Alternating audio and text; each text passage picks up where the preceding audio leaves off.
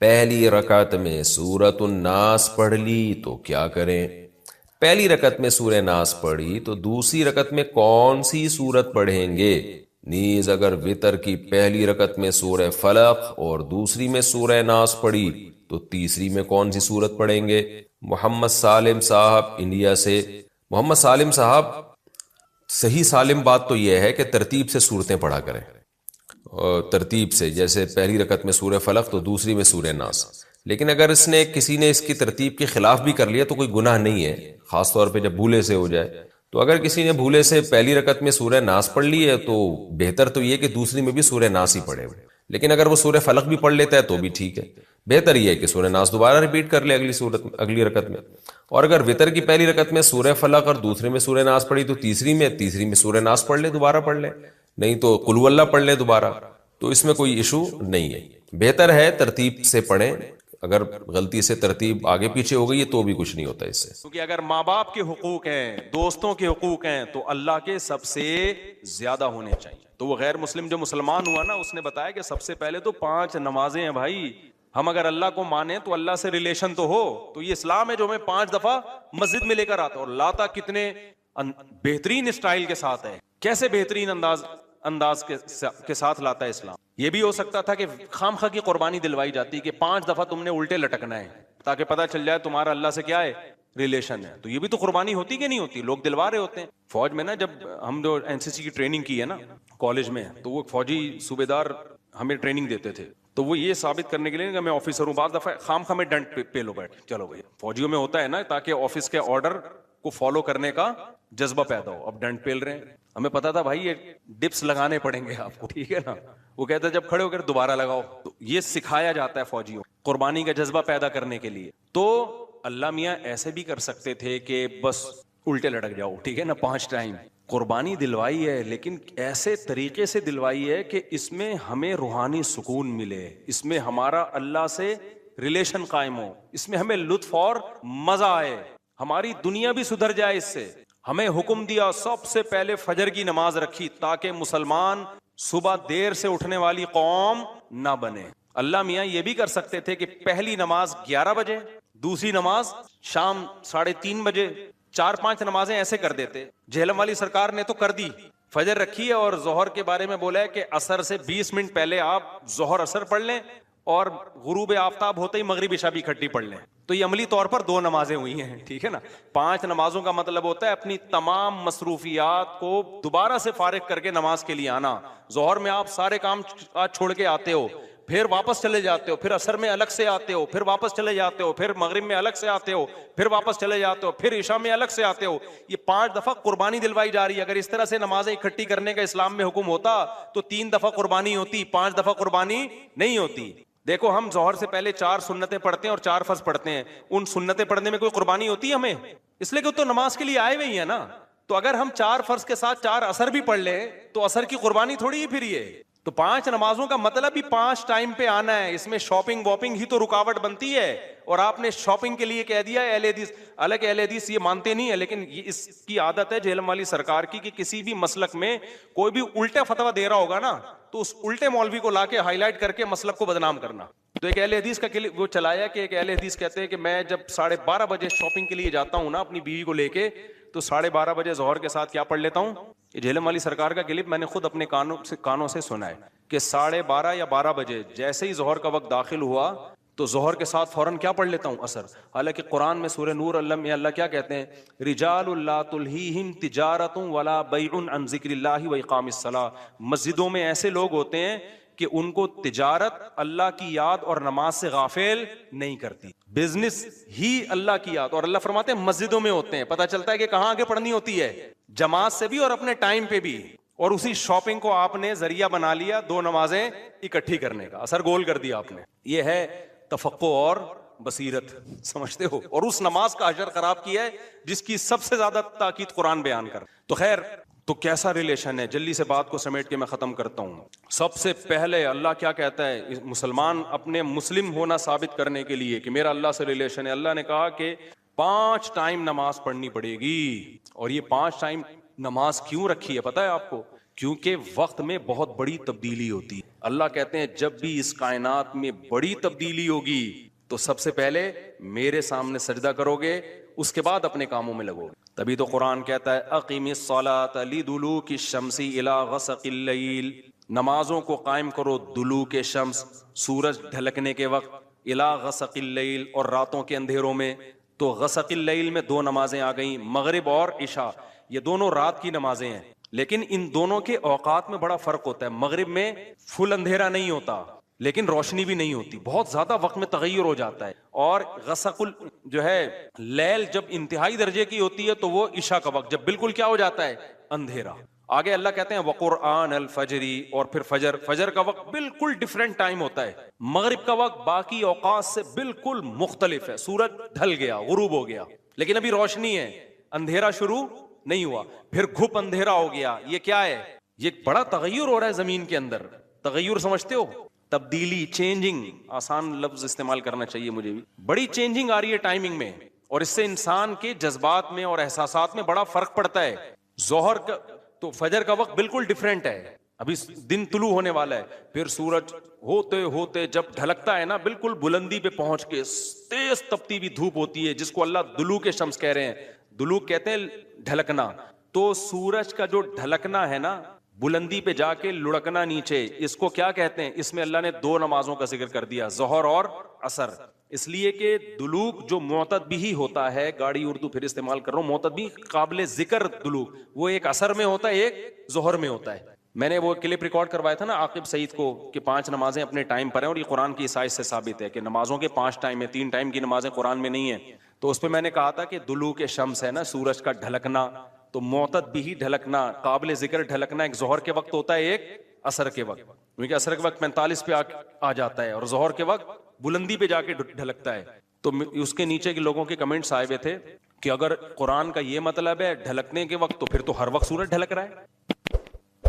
سمجھ میں آیا پاگل کسے کہتے ہیں؟ یہ ہے مجتہدین. یعنی ان کا دعویٰ یہ تھا کہ 3 وقت ہیں نماز کے قرآن میں, ظہر ہے اور عشاء ہے اور فجر ہے. تو 3 وقت سے یہ ثابت کرنا چاہتے ہیں کہ ظہر عصر ملا کے پڑھ لو اور مغرب عشاء ملا کے پڑھ لو. اصل میں 3 ٹائم ہے. یہ غلط ہے. دلوک شمس کا لفظ ہے قرآن میں, اور دلوک سے مطلق دلوک مراد ہے, اور مطلق سے فرد کامل مراد ہوتا ہے. جو معتدبی, دیکھو فرد کامل کو میں مثال سے سمجھاتا ہوں. پہلے میں یہ جنہوں نے اعتراض کیا نا اٹھ پٹانگ قسم کا, ان کے اعتراض کا جواب دوں. یہ کہتے ہیں ہر وقت, واقعی ہر وقت تو دلوک ہو رہا ہے, لیکن اس کا تو کوئی بھی قائل نہیں ہے. ایسا تو 1 کروڑ نمازیں ہو جائیں گی. ابے سورج بلندی پہ جا کے جب تک پورا غروب نہیں ہوتا تو ہر سیکنڈ ڈھلک ہی رہا ہے نا, تو کیا ہر سیکنڈ میں نماز پڑھیں گے؟ تو ظاہر ہے قرآن وہ بات کرے گا جو انسانوں کے فہم کے مطابق ہوں گی. تو اس سے صاف پتہ چلتا ہے وہ ڈھلکنا مراد ہے جو قابل ذکر ڈھلکنا ہو. تو قابل ذکر ڈھلکنا, جس کو اصطلاح میں کہتے ہیں معتدبی ڈھلکان, وہ جب ہے جب بلندی پہ جا کے پہلی دفعہ ڈھلکنا شروع ہو اور پھر 45 کے زاویے پہ آ جائے. اس سے زیادہ ڈھلکان والی نماز حدیث سے ثابت بھی نہیں ہے. اللہ تعالیٰ نے ارشاد فرمایا کہ جس دن اللہ اپنی پنڈلی کو ظاہر کریں گے, جو اللہ ہی جانتا ہے ان چیزوں میں متشابہات میں ہے, اس کی کیفیات ہمیں معلوم نہیں ہے, ان میں بحث کرنا بھی ناجائز ہے. اللہ اپنی تجلی ظاہر کریں گے تو اس میں اتنی اٹریکشن ہوگی, اس میں لوگ ایسے مبہوت ہو جائیں گے کہ سجدے میں گر جائیں گے. اس وقت سجدہ کرنے میں مزہ آئے گا, لذت محسوس ہوگی. فرمایا لیکن کچھ لوگ ایسے ہوں گے جن کی کمر تختے کی کر دی جائے گی, اور وہ سجدہ کرنا بھی چاہیں گے تو نہیں کر سکیں گے. یہ کون لوگ ہوں گے؟ فرمایا یہ وہ لوگ ہوں گے جن کو دنیا میں سجدے کے لیے, نماز کے لیے بلایا جاتا تھا. وہم سالمون, اس وقت ان کی کمر صحیح تھی, تختے کی نہیں تھی. یہ کمر جھکا سکتے تھے, سجدہ کر سکتے تھے, نماز پڑھ سکتے تھے. اس سے اندازہ ہوتا ہے کہ اللہ کی نظر میں دنیا میں جب ہمیں سجدے کے لیے بلایا جاتا ہے تو ہم اس کو ہلکا لیتے ہیں, لیکن اللہ کی نظر میں اس کی بہت بڑی قیمت ہے, بہت ویلیو ہے اللہ کی نظر میں اس کی. اس لیے خوب اچھی طرح سمجھ لیں کہ نماز کو ہلکا نہیں سمجھنا چاہیے. آج ہمیں بے نمازیوں کے بارے میں افسوس نہیں ہوتا, وہ تو پڑھتے ہی نہیں ہیں. نمازیوں کے بارے میں افسوس ہوتا ہے کہ جو نمازی بھی ہے نا, تو وہ بھی اپنی نماز کی ایسے حفاظت نہیں کرتے جیسے اللہ نے حکم دیا ہے. انہوں نے بھی ایک سائیڈ میں ایک چیز رکھا ہوا ہے کہ جب سارے کاموں سے فارغ ہو گئے تو چلو کیا پڑھ لیتے ہیں, نماز پڑھ لیتے. یہ جو قرآن میں اللہ نے فرمایا یوم یدعون, وہم کیا ہے, یوم یکشف عن ساق ویدعون الی السجود فلا یستطیعون خاشعة ابصارهم ترہقهم، نہیں یہ آیت میں یوم یکشف عن ساق ویدعون الی السجود فلا یستطیعون، آگے کیا ہے؟ خاشعة ابصارهم ترہقهم ذلہ وقد كانوا يدعون الى السجود وهم سالمون، فرمایا دنیا میں انہیں سجدے کے لیے بلایا جاتا تھا، تو یہ کب بلایا جاتا ہے؟ اذان۔ بھائی یہ بہت بڑا المیہ ہے یار، دیکھو گاڑیاں غلط نہیں پارک کیا کرو، میں دیکھتا ہوں یہاں مدرسے کے گیٹ کے آگے کئی بار لوگوں نے گاڑیاں کھڑی کی ہیں، اتنی تو انسان میں سینس ہوتی ہے کہ جب گیٹ کھلے گا مدرسے کا تو اندر سے جو گاڑی باہر کیسے نکالے گا؟ یعنی یہ تو نبی صلی اللہ علیہ وسلم نے فرمایا کہ ایمان کا آخری درجہ یہ ہے، یہ حدیث خوب غور سے سنیں، ایمان کا آخری درجہ یہ ہے کہ راستے سے تکلیف دہ چیز کو ہٹایا جائے، کوئی بھی چیز جو لوگوں کو تکلیف پہنچا رہی ہے اس کو کیا کرو؟ ہٹا دو۔ گٹر کا ڈھکن کھلا ہوا ہے، کوئی گر سکتا ہے، آپ اس کے انتظام کریں، کانٹا پڑا ہوا ہے اس کو ہٹائیں، پتھر رکھا ہوا ہے اس کو ہٹائیں، کوئی بھی چیز جو لوگوں کو اذیت دے سکتی۔ ہاں ابھی بتا رہا ہوں، ابھی جائیں گے نا، بات کمپلیٹ ہونے دینا، ورنہ پھر دوبارہ کریں گے یہ حرکت، تو اس لیے کمپلیٹ کر لو پھر جائیں۔ تو راستے میں تکلیف دہ چیز جو نہیں ہٹاتا نا اس کو نبی نے ایمان سے خارج کیا ہے، تو سوچو وہ کتنا بڑا گویا کہ کافر ہوگا جو تکلیف دہ چیز راستے میں ڈالتا ہے۔ تو گاڑی غلط پارک کرنا، بائک غلط پارک کرنا، یہ تکلیف دہ چیز ڈالنا ہے کہ نہیں ہے؟ کانٹے سے اتنی تکلیف نہیں ہوتی، لوگ اکثر سنبھل کے ہی چل رہے ہوتے ہیں، لیکن گاڑیاں اس طرح روزانہ میرے ساتھ ایسا ہو رہا ہے روزانہ کہ یہاں آپ گلی میں گاڑی موڑنے کی کوشش کرو نہیں موڑ سکتے، کسی نے کارنر پہ گاڑی ایسے کھڑی کی ہوگی کہ گاڑی دوسری گاڑی جو آئے گی ٹرن ہی نہیں ہو سکتی، اور یہ دیندار لوگ زیادہ معذرت کے ساتھ کر رہے ہوتے ہیں۔ ہمارے ہاں جو جتنا بے ڈھنگا ہوگا نا اس کو سمجھا جاتا ہے اتنا نیک ہے، جتنا بے ڈھنگا ہوگا نا۔ میں جب گیا نا حضرت مفتی رشید احمد صاحب رحمہ اللہ کے پاس، ان کے شاگردوں کے پاس، تو میرے پاس 125 تھی، میں نے دیوار کے ساتھ لگا دی بائک، تو وہ کہیں جھانک رہے تھے، انہوں نے کہا بالکل چپکاؤ۔ میں نے کہا یہ عجیب بات کر رہے ہیں بھائی، راستہ تو ہے نا بھائی، راستہ اتنا تو ہم نے بائک پارک کی ہے کہ راستہ تو ہے۔ انہوں نے کہا نہیں راستہ نہیں، کھلا راستہ ہونا چاہیے لوگوں کے پاس گزرنے کا۔ تو جب آپ مکمل دیوار کے ساتھ بائک کو چپکا کے کھڑا کر سکتے ہو تو آپ نے اس کی دم باہر کو کیوں نکالی ہوئی ہے؟ تو میں نے کہا یار عجیب ٹائپ کے لوگ ہیں یہ، تو بہت سختی کیا کرتے تھے۔ تو راستے سے تکلیف دہ چیز جو نہ ہٹائے وہ ایمان سے خارج ہے، تو جو راستے میں تکلیف دہ چیز ڈالے وہ کتنا بڑا بے ایمان ہوگا معذرت کے ساتھ۔ تو ابھی تو آپ لوگوں سے غلطی سے اس لیے میں کہہ رہا ہوں کہ اب جس نے غلط گاڑی پارک کی وہ اٹھے گا ہی نہیں نا ہمیں آپ نے بے ایمان کا فتویٰ لگا دیا۔ تو ہم اچھا گمان رکھتے ہیں آپ نے جان کر نہیں کیا ہوگا، غلطی سے کیا ہوگا، بلکہ آپ نے گاڑی صحیح پارک کی ہوگی یا بائک صحیح پارک کی ہوگی، کسی نے ہٹا دی ہوگی۔ تو جن نے غلط پارک کی ہے جا کے ذرا گلی کھول اٹھ جائیں، ہم لوگ دیکھ بھی نہیں رہے، آنکھیں بند کر لو بھائی، ہم نہیں دیکھ رہے، شاباش شاباش، اور آئندہ اس سے توبہ کریں۔ تو پیچھے سے تو دیکھ سکتے ہیں نا، تو بائکیں جو ہے نا بالکل چپکا کے کھڑی کیا کریں دیوار سے، اور گاڑی بھی، اور گاڑی تو سامنے روڈ پہ کھڑی کرتے ہیں، ابھی کیمرے لگے ہوئے ہیں الحمدللہ چاروں طرف، ہم نے ٹھیک ٹھاک سیکیورٹی کا انتظام کیا ہوا ہے جو اسباب کی دنیا میں، تو چور بھی انشاءاللہ بھاگے گا نہیں، کہیں بھی پکڑا جائے گا۔ اور یہاں بھی کیمرے لگے ہوئے، وہ دیکھو وہ بھی لگا ہوا ہے، یہ بھی لگا ہوا ہے، دیکھ رہے ہیں؟ تو کسی کی جیب میں ہاتھ ڈالنے سے پہلے، کیونکہ جیب کترے بھی ہیں یہاں پہ، ان کو پتہ ہی نہیں ہوتا کہ کیمرہ لگا ہوا ہے، تو ہر طرح کیمرے لگے ہوئے ہیں جو ظاہری اسباب ہو سکتے ہیں، اور سیکیورٹی گارڈ بھی بیٹھے ہوئے ہیں۔ کچھ سیکیورٹی گارڈ تو آپ کو وردی میں جو نظر آ رہے ہیں نا اسلحہ کھلا لے کے گھوم رہے ہیں، کچھ یہیں بھی بیٹھے ہوئے ہوتے ہیں، سمجھ رہے ہو؟ تو آپ میں سے کسی کو نہیں پتا ہے کہ ادھر کس کی پینٹ میں کیا رکھا ہوا ہے، کس کی شلوار میں کیا رکھا ہوا ہے۔ تو خیر بات کیا چل رہی تھی؟ بات چل رہی تھی نماز، ہو سکتا ہے میرے بھی آواز بھی اسلحہ لگایا وہ میں نے، تو ہم بھی اتنے نیک نہیں ہے جتنا آپ سمجھتے ہو ہم کو، سمجھ رہے ہو نا؟ نیک سے مراد جو بالکل ہی بیوقوف لوگ سمجھ۔ تو باقی یہ کہ اسباب کی دنیا میں انسان احتیاط کرتا ہے، باقی وہ بہاری لوگ کہتے ہیں کہ جب انسان کی موت آتی ہے تو اونٹ پہ بیٹھے ہوئے آدمی کو بھی کتا کاٹ لے، تو وہ اللہ نے جب تک زندگی دینی ہے دے گا، جب اٹھانا ہوگا تو ویسے ہی اٹھا لے گا اللہ، پھر تو سب کچھ ہو سکتا ہے نا۔ تو ایک ظاہری لحاظ سے جو کچھ ہو سکتا ہے وہ کرتا ہے انسان، باقی اللہ چاہے گا وہ سب کچھ ہو سکتا ہے۔ ایک چھوٹا سا مچھر انسان کو مار سکتا ہے، تو ایک چھوٹی سی گولی مار سکتی ہے انسان کو، کچھ بھی ہو سکتا ہے۔ خیر تو بات یہ چل رہی تھی کہ اللہ نے فرمایا جب ان کو دنیا میں سجدے کے لیے بلایا جاتا تھا تو یہ نہیں آتے، تو جو اللہ جب بلاتے ہیں اس بلانے کو کیا کہا جاتا ہے؟ اذان۔ اذان بڑی زبردست چیز ہے۔ مجھے تو حقیقت بتاؤں، جو میرے جیسا نالائق جو نماز کی ٹوٹی پھوٹی اہمیت اللہ نے ہمارے دل میں پیدا کی نا، وہ اذان کی وجہ سے، کہ اللہ کو نماز سے اتنی محبت ہے، اتنی محبت ہے، اتنی محبت ہے کہ ہر دفعہ پوری تقریر مؤذن سے کہلوائی جاتی ہے. دیکھو جب بھی کسی چیز کی طرف آپ لوگوں کو بلاتے ہیں, اگر وہ کام بار بار ہو رہا ہے نا, ایک دفعہ ہوگا تو آپ اناؤنسمنٹ کرتے ہیں, بار بار ہو رہا ہے تو ایک دفعہ کی اناؤنسمنٹ کافی ہوتی ہے. ایک دفعہ کی, جیسے آپ کی جب جاب لگتی ہے تو آپ کا باس آپ کو ایک دفعہ بتا دیتا بھئی 8 بجے سے ٹائم شروع ہوگا اور شام 4 یا 5 یا 8 بجے تک. ایک دفعہ اناؤنسمنٹ کیا ہے, بولو نا, کافی ہے, بس بتا دیا, سگنیچر لے لیے بھئی یہ ٹائمنگ ہے. آپ یہ 9 بجے عام طور پہ دفتروں میں 9 بجے کا ٹائم ہوتا ہے, اور گورنمنٹ کے جو دفتر ہیں 3:30 پونے 4 بجے کا ٹائم ہوتا ہے شام کو. چھٹی کا ٹائم 4 بجے, پونے 4 بجے حاضری ہوگی اور 4 بجے.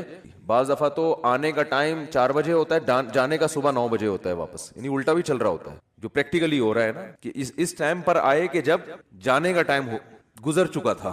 ٹھیک ہے, 4 بجے جانے کا ٹائم تھا, 5 بجے پہنچ رہے ہیں. تو گورنمنٹ میں اللہ کا شکر ہے بہت ساری ہمارے ہاں سہولتیں ہیں الحمدللہ. تو ابھی بات سے بات نکلتی ہے, چھوڑو اس کو یار, بات تو سجدے کی چل رہی تھی. تو اللہ تعالیٰ نے, ہاں میں یہ عرض کر رہا تھا کہ آپ کو ایک دفعہ بتا دیا جاتا ہے بھائی یہ ٹائم ہے, اس پہ آ جانا. اب یہ تو نہیں ہوتا کہ جب 8 بجیں گے یا 9 بجے کا ٹائم آفس میں دیا ہے تو باس آپ کو فون کر کے بتا رہا ہوں آ جاؤ ٹائم ہو گیا ہے. کبھی ہوتا ہے ایسے؟ نہیں ہوتا نا. کیوں نہیں ہوتا؟ ان کو پتا ہے خود آئے گا, اس لیے کہ کیا ملتا ہے سال کے آخر میں, روکھڑا ملتا ہے. روکھڑا ملے گا, سارے کام ہوں گے, عزت بھی ملے گی, ترقی ہوگی آپ کی. دیکھا جاتا ہے نا, پرائیویٹ اداروں میں تو دیکھا جاتا ہے, گورنمنٹ میں دیکھا جانا چاہیے کہ یہ اس کی حاضریاں کتنی ہیں اور کتنا کس نے کام کیا ہے. لہذا ان کو موٹیویٹ کرنے کے لیے آپ کو بار بار اناؤنسمنٹ کی ضرورت نہیں ہے. بار بار اناؤنسمنٹ کی ضرورت نہیں. ایک دفعہ اعلان دوبارہ کریں گے تو آپ ان کو بیوقوف بولو گے, یار بس سر آپ نے بتا دیا نا 9 بجے کا ٹائم ہے, بس کیا ہے بار بار بھونپو لے کے گھر پہنچ جاتے ہو ہیں, لاؤڈ اسپیکر لے کے میرے دروازے پہ کھڑے ہو تو 9 بج گئے ہیں. یہ جو سحری جگانے والے آتے ہیں نا, مجھے ان سے اسی وجہ سے الرجی ہے. او بھائی ہمیں پتا ہے یار, سب کو جس نے روزہ رکھنا ہے وہ اٹھ جائے گا. اب وہ پھر وہ جو گھومنا شروع کرتے ہیں محلے پڑوس میں, ایک گھر کا نمبر رات 2 بجے آ رہا ہے, دوسرے کا نمبر رات 4 بجے آ رہا ہے. سحری کا ٹائم 4 بجے شروع ہو رہا ہے تو 2 بجے ان کو کیوں اٹھا رہے ہو؟ یہ تو ایک بس عجیب سی ایک حساب کتاب ہے. تو خیر, بار بار اناؤنسمنٹ نہیں کی جاتی, بار بار یاد دہانی نہیں کی جاتی. اور اللہ نے بھی باقی عبادتوں میں ایسے ہی کیا. رمضان کے مہینے کے بارے میں قرآن میں 2 آیتیں ہیں. ایک تو ہے فمن شہید منکم الشہر فلیصم. اللہ نے فرمایا ایمان والو تم پر روزے فرض کیے گئے جیسے کہ تم سے پہلی امتوں پہ فرض کیے گئے تھے. وہ فرض ہو گئے نا. دوسری آیت کیا, کب فرض ہوئے, شہر رمضان الذی انزل فیہ القرآن, رمضان کا مہینہ ہے. فمن شہید منکم الشہر فلیصم. جو پچھلی آیت میں اللہ نے فرمایا نا کہ روزے فرض ہوئے, تو اگلی میں بتا دیا کون سے مہینے میں, رمضان. جو رمضان کا مہینہ پائے اسے چاہیے کہ روزے رکھے. ایک دفعہ اناؤنسمنٹ ہوئی ہے بس, اس کے بعد دوبارہ قرآن میں اناؤنسمنٹ نہیں ہوئی. اور جب رمضان کا مہینہ آتا ہے تو پھر اسلام میں حکم بھی نہیں ہے کہ یاد دلاؤ. مؤذن کو حکم کے تمام حضرات سے گزارش ہے کہ رمضان کا مہینہ آ گیا ہے اور اللہ کی طرف سے اعلان ہے کہ اس مہینے میں سب روزے رکھو. کوئی اللہ کی طرف سے ایسی اناؤنسمنٹ ہوتی ہے؟ بھائی مسجد کے امام اپنی ذمہ داری پہ کسی کو یاد دلا دیں, روزہ رکھو, ترغیب دیں, وہ ان کا کام ہے. اللہ نے کوئی لگے بندے الفاظ نازل نہیں کیے. لہذا مسجد کا امام یاد نہ بھی دلائے تو بھی کوئی گناہ گار نہیں ہے. اللہ کہتے ہیں میں نے قرآن میں جب بیان کر دیا نا, بس صحیح ہے, سن لیا ان لوگوں نے, کافی ہے. حج کے بارے میں ایک آیت ہے قرآن میں جس میں فرضیت کا ذکر ہے. وَلِلَّهِ عَلَى النَّاسِ حِجُّ الْبَيْتِ مَنِ اسْتَطَاعَ إِلَيْهِ سَبِيلًا. لوگوں, اللہ کے لیے لوگوں پر لازم ہے کہ وہ بیت اللہ کا حج کریں جو وہاں جانے کی استطاعت رکھتے ہوں. وَمَنْ كَفَرَ, جو استطاعت کے باوجود نہیں جائے گا, فَإِنَّ اللَّهَ غَنِيٌّ عَنِ الْعَالَمِينَ, اللہ کو اس کی پرواہ نہیں ہے. ایک آیت جس سے فرضیت ہے, دوسری آیت نہیں ہے. یہ تو ہے کہ ابراہیم علیہ السلام نے یوں کہا تھا, حج کے لوگوں کو کہا تھا کہ حج کرو. اللہ کا جو اپنا آرڈر ہے نا, جو اللہ کے اپنے کلام میں آرڈر ہے, وہ ایک ہی ہے جہاں تک مجھے یاد پڑتا ہے. نماز, ایک تو قرآن میں جگہ جگہ بھر دی اللہ نے نماز کو. جہاں ایمان والوں کی صفات نماز پڑھتے ہیں. قرآن شروع کہاں سے ہو رہا ہے, الذین یقیمون الصلاۃ ومما رزقناہم ينفقون. ایمان والوں کا عقیدہ صحیح ہوتا ہے اور عمل میں کیا, نماز قائم کرتے ہیں. جہاں عمل کی بات آئے گی نا, نماز. جہاں جنتیوں کی صفات آئیں گی, نماز اور زکات. زکات بھی ہے ساتھ ساتھ, وہ کیوں ہے پھر کسی اور موقع پر بیان کروں گا انشاءاللہ. سب سے پہلے نماز پھر زکات, سب سے پہلے نماز پھر اللہ کی راہ میں خرچ. یعنی زکات یا اللہ کی راہ میں خرچ مختلف عنوانات سے, کہ نماز بھی پڑھتے ہیں اور خرچ بھی کرتے ہیں. دونوں کام چلتے رہتے ہیں ان کے. اس سے پتہ چلتا ہے کنجوس نمازی اللہ کو پسند نہیں ہے, یعنی نماز کے ساتھ سخاوت بھی ہے. تو لیکن نماز کو پہلے درجے پہ رکھا گیا ہے. وجہ کیا ہے اس کی؟ اتنا فوکس کیوں کیا جا رہا ہے, اتنا زیادہ اس کو ہائی لائٹ کیوں کیا جا رہا ہے؟ پھر چلو اللہ نے قرآن میں درجنوں جگہوں پر کہہ دیا نماز پڑھو, بار بار کہہ دیا نماز پڑھو نماز پڑھو, اتنا کہا ہے کہ اس سے زیادہ کوئی حکم قرآن میں ملتا ہی نہیں ہے.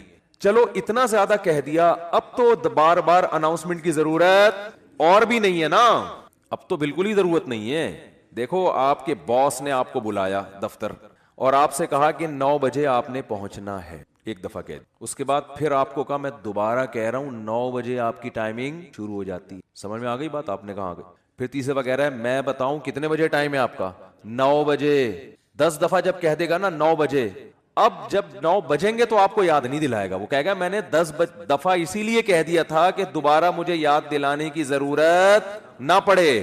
اب آپ اگلے دن لیٹ ہو رہے ہو, 11 بجے پہنچ رہے ہو, تو وہ کہہ رہا ہے, وہ کہے گا کہ آپ کیوں لیٹ آ رہے ہو؟ آپ کو سر آپ نے 9 بجے مجھے یاد نہیں دلایا. وہ کیا کہے گا باس کہ بھائی جو پہلے دن میں نے 10 دفعہ کہا تھا نا 9 بجے, وہ اسی لیے کہا تھا کہ ایک دفعہ کہنا کافی تھا, مگر 10 دفعہ اس لیے ریپیٹ کیا تھا کہ دوبارہ یاد دلانے کی ضرورت نہ پڑے. آپ یہ نہ کہو کہ میں بھول گیا تھا. بہت مشکل ہے سمجھانا, بہت مشکل. تو جب اللہ نے نماز کو سینکڑوں دفعہ ریپیٹ کیا قرآن میں, تو اب تو ہر وقت یاد دلانے کی بالکل بھی ضرورت نہیں تھی. کمال ہے بھائی, اللہ نے کیا فرمایا کہ اتنا یاد دلاؤ کہ پیدائش سے لے کے موت تک اذان ہی سنتا رہیے بیٹھ کے. پیدا ہوا تو کان میں اذان دلوائی اس کے, پیدا ہوا تو کان میں اذان, نماز کی طرف دعوت, حالانکہ سمجھتا نہیں ہے بچہ, ایک حرف بھی سمجھ میں نہیں آتا اس کے اذان. بچہ تو نہ سمجھ ہوتا ہے, اس کو کیا پتا چلتا ہے میرے کان میں کیا ہو رہا ہے. لیکن جب بڑا ہوتا ہے نا تو اس کو یہ جب یاد دلایا جاتا ہے کہ تیرے کان میں بھی اذان دی گئی تھی, دوسروں کو دیکھتا ہے تو اس کو پتا چلتا ہے کہ اللہ نے ابھی سے یاد دلا دیا ہے. تو پیدا ہوا ہے تجھے بتایا کہ نماز نہیں چھوڑنی, تو نے نماز نہیں چھوڑنی ہے تو نے. پھر فجر کے وقت الگ بلایا جا رہا ہے, جب ظہر کا ٹائم آتا ہے الگ. اچھا, اللہ نے نماز کا بھی ذکر کیا اور ٹائمنگ بھی قرآن میں بتا دی. اقیم الصلاۃ لدلوک الشمس الی غسق اللیل, نماز کو قائم کرو سورج کے ڈھلکنے کے اوقات میں اور رات کے اندھیروں میں بھی. اس میں پانچوں نمازیں آ گئیں. سورج میں جب کوئی بڑی تبدیلی ہوتی ہے نا تو اس کو ڈھلکنا کہتے ہیں. سورج میں جب بڑی تبدیلی ہوتی ہے, فجر کے وقت سورج کیا اندھیروں سے نکل کے روشنیوں کی طرف جب لائٹ مارتا ہے نا سورج مشرق سے. دیکھو کوئی گاڑی, آپ کسی گاڑی کا انتظار کر رہے ہو یار, وہ دولہے کی مثال دیتے ہیں, اس کو بات سمجھ میں. دولہا بارات کے انتظار میں ہال میں بیٹھا ہوا ہے, بارات آ رہی ہے کہ یہ ٹائم دیکھ رہا ہے یار لیٹ, پہلی میں بہت لیٹ ہو گیا, مفتی صاحب کا بیان سن کے تو 45 سال میں شادی کر رہا ہوں, اوپر سے بارات لیٹ ہے. تو وہ فوراً دیکھتا رہے گا کہ بھئی ایک دم بسوں کی لائٹیں جو ہے نا گلی کے نکڑ پہ بس نظر نہیں آتی, لائٹنگ پہلے ہوتی ہے نا, لائٹنگ سے اندازہ ہو جاتا ہے کہ اب بارات پہنچنے والی ہے. پھر پٹاخے وٹاخے بعد میں. تو سورج کیا ایک دم غائب ہو جاتا ہے, اندھیروں میں دنیا ڈوب جاتی ہے. تو سب سے پہلے جو لائٹ مشرق کی طرف ظاہر ہوتی ہے, جو لائٹ یعنی اس طرح ہوتی ہے, وہ ایک تو عمودی لائٹ ہوتی ہے نا, عمود کو کیا کہتے ہیں؟ پرپینڈیکولر کہتے ہیں. تو ٹریگنومیٹری پڑھ کے بھول گئے یار. ہاں ہاریزونٹل, میں لفظ بھول گیا ہوں, ہم نے بہت پڑھی ہے. ہاریزونٹل ایک ہوتا ہے پرپینڈیکولر, ایک ہوتا ہے بیس کہتے ہیں اس کو. بال چھوڑ, ٹریگنومیٹری پھر بعد میں پڑھیں گے. بھی ایک لائن, ایک روشنی یوں آتی ہے, پھر ایک روشنی ایسے. جو یہ روشنی ہے نا اس کو صبح کاذب کہتے ہیں.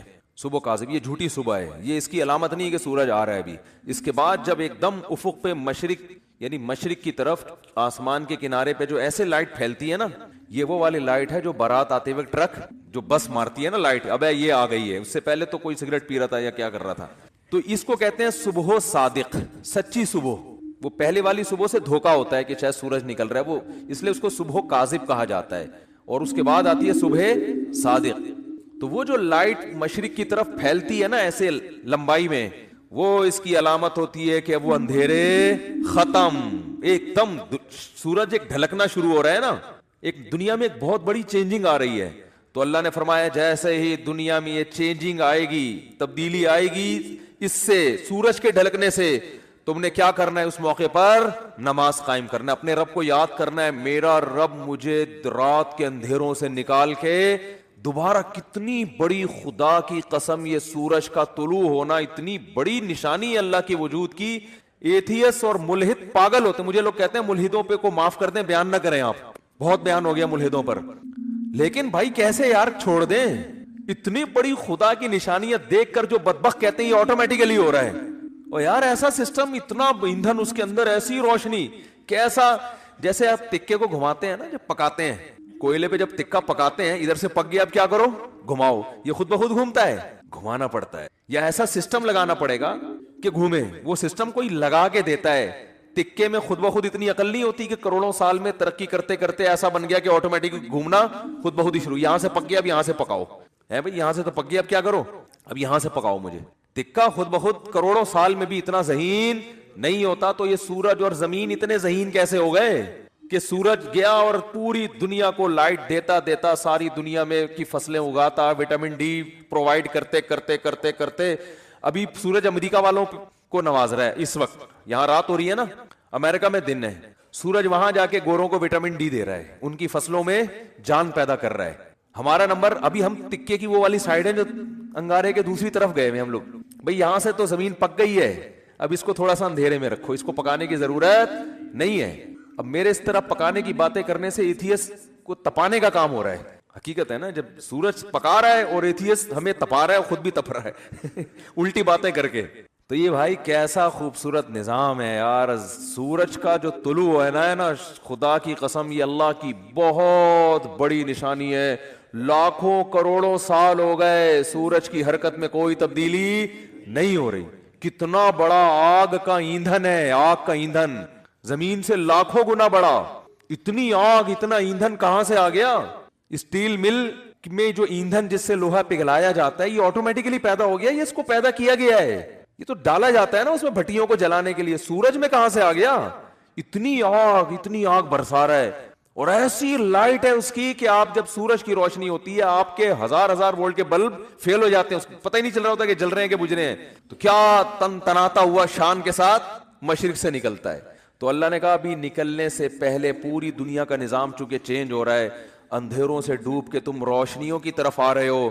تو جو ملحد ہوگا، جو خدا کا انکار کرنے والا ہے، اسے اس سے کوئی غرض نہیں ہے کہ اللہ نے مجھے دوبارہ زندگی دی، دوبارہ سورج میری خدمت کے لیے طلوع ہو رہا ہے اور اس زمین کا نظام دوبارہ سے کیا ہو رہا ہے، چینج ہو رہا ہے.